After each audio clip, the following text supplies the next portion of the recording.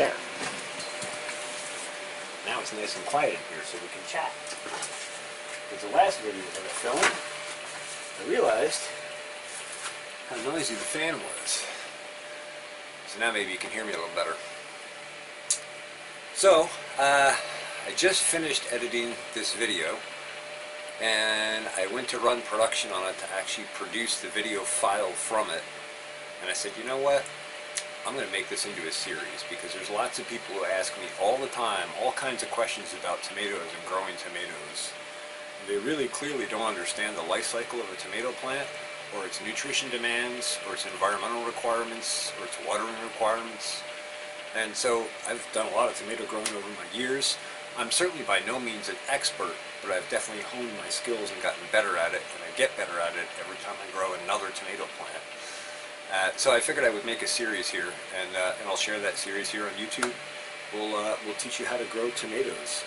We'll start here in the controlled grow environment, because that's where we obviously are at the moment. But I have plenty of other tomato crops, and I've even done plant sap testing on Crimson Beefsteak tomatoes. And I have shared those results previously on the channel, but I plan here in 2024 to reclaim some old content while I'm filming new content. And I'm going to bring you some really higher production quality videos this year. My aim is to up my production quality and my frequency, and bring you better content. So I hope you'll join me in this journey. If you're interested in growing tomatoes, this is a great place to start.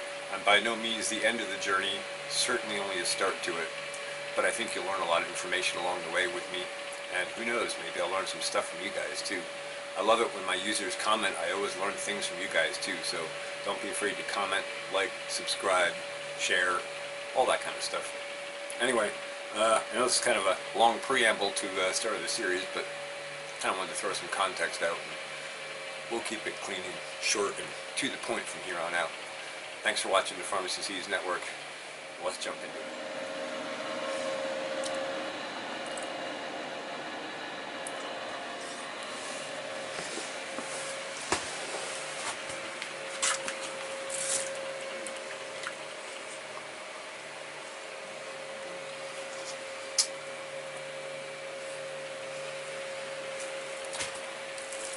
It's a little better, huh? Uh-oh. I'm pretty sure that's okra. January 29th. I finally just got back in here to look at things. I did a foliar feed last night. Went heavy on calcium because I realized we have some serious calcium deficiencies here. Been showing on this plant for a long time. And it was starting to show on this plant. And I'll show you where. Right there. That told me we have calcium deficiencies. That is blossom end rot. Or at least that's what it's typically called. Usually you see that right on the end of the tomato. And it's because there isn't enough calcium to build strong cell walls. So, having seen that and the other indicators here, I realized that the new soil mix is pretty deficient in calcium. And so I put down some calcium sulfate as an amendment to the soil. You can still see some of the remnants of that on the surface here. And I also did a drench, a foliar drench with a sea shield from Advancing Agriculture, which has crab shell and lobster shell in it, and a little bit of nitrogen base, and also some of their calcium PHT, which I happen to have around still. It's calcium plant health therapy. I think their new one is rebound calcium.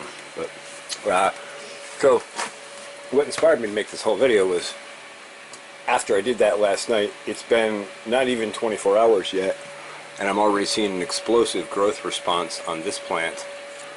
And on this plant, this thing actually put out all kinds of new flowers, leaves, and tomatoes in the last day, seriously.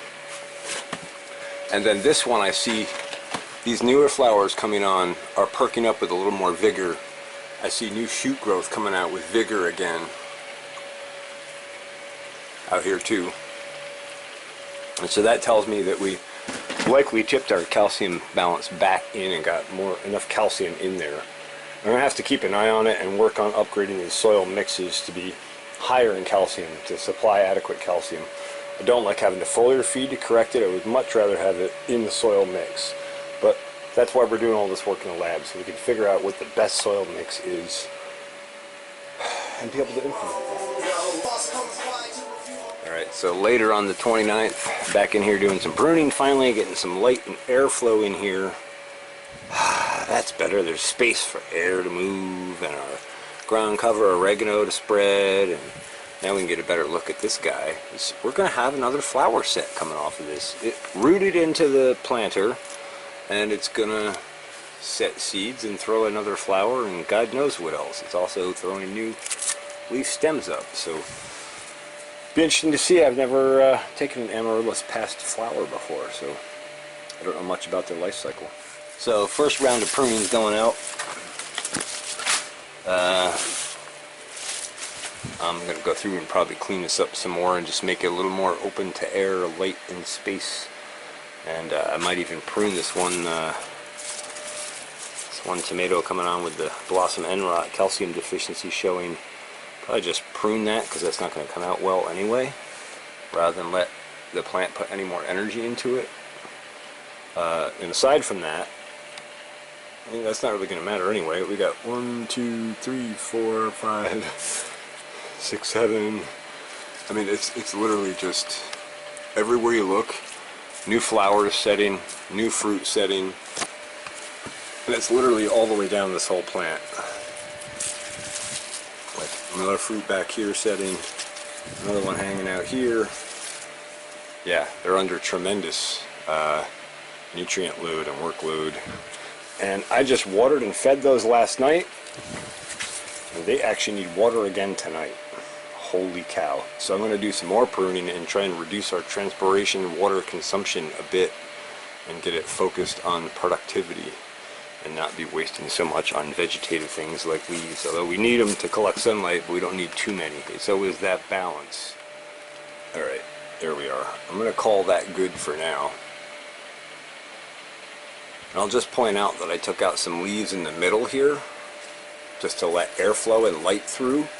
Airflow is important in all plants. We want to keep an environment that doesn't allow stagnant water to collect on leaves and foster bacteria, mold, fungi, and problems, right? So we're always trying to get good airflow. The other thing that does is that allows the stomata, primarily on the underside of most leaves on most plants, to open and close and regulate water through transpiration. And that allows the plant to breathe. It takes in its carbon dioxide primarily through that, and it releases its oxygen primarily through that. And so that's part of why this environment has to be at a certain humidity, because those stomata will close up and it won't transpirate if it's too dry, and if it's too damp, they can't move any moisture because there's nowhere to move moisture to.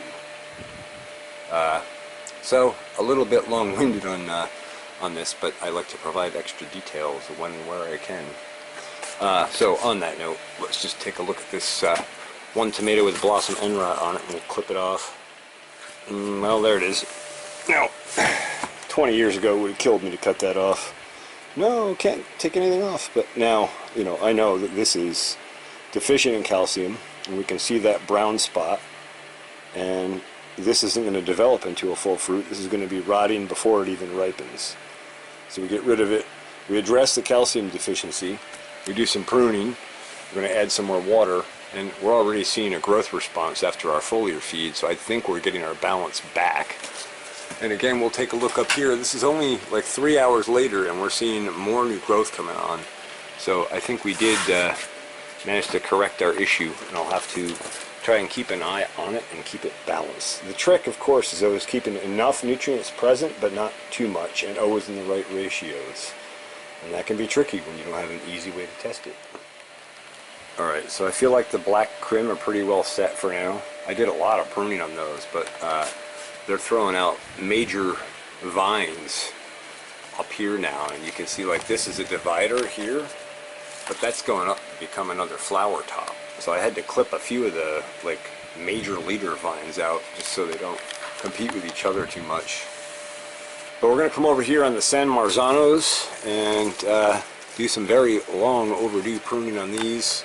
And you can see there is a San Marzano green tomato there coming on.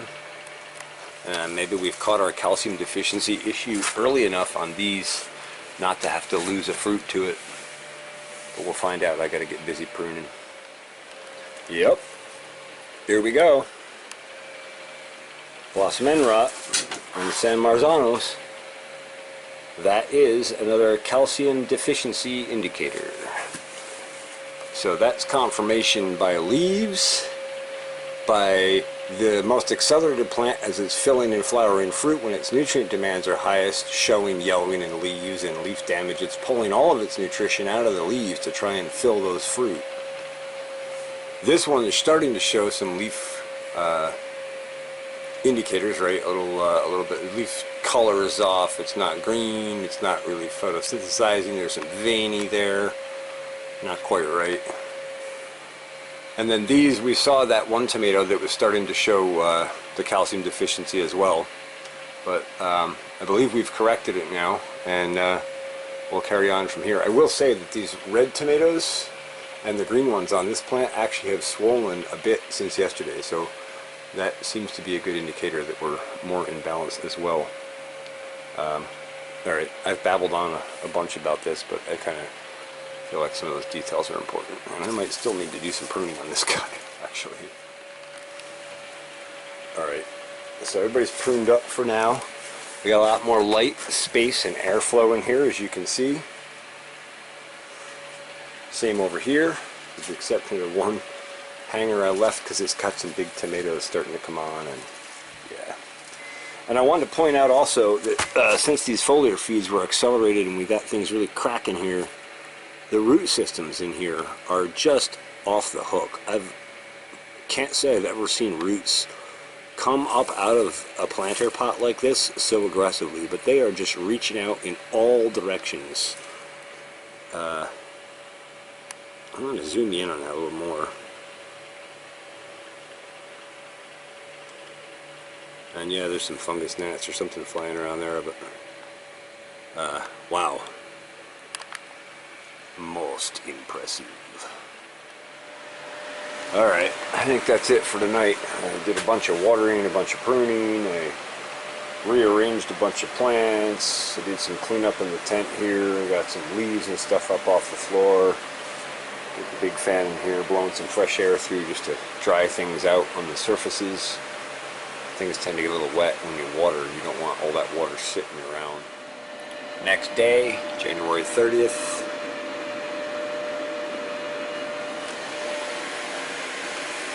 Back in the lab. Let's have a look at what we got over here. We got some very healthy, happy growth. Isn't that nice to see?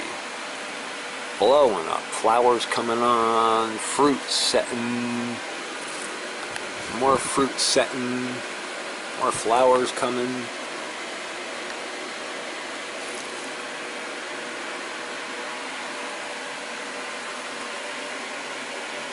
Like for real, for real. See what I mean about nutrient demand? Goes way, way, way up. We see, yeah, good.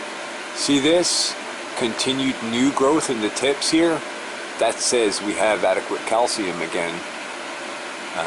Or that we're back toward balance again, I should say. I shouldn't say specifically calcium, but that's one of the amendments that we put in. That's the primary one that we targeted, and now we're seeing a fast growth response.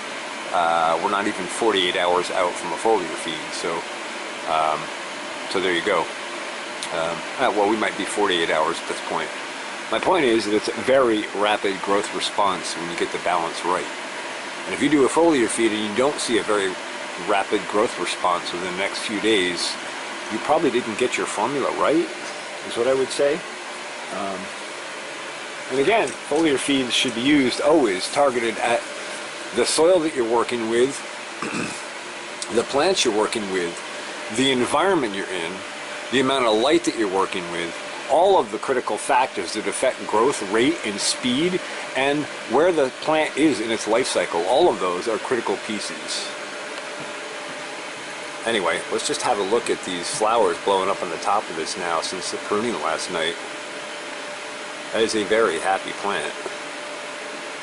So that's good to see. Our prune took, our foliar feed and amendments seem to have taken well. Our okra's got another flower coming on over there in the corner. Now it's all dark over there right now, but that's because the one of the lights is cycled off at the moment. Anyway, I just wanted to do a quick update on that and follow up on it, and share what they look like, and share that growth spurt that's happening, and share the results of the pruning, the next day when you can start to see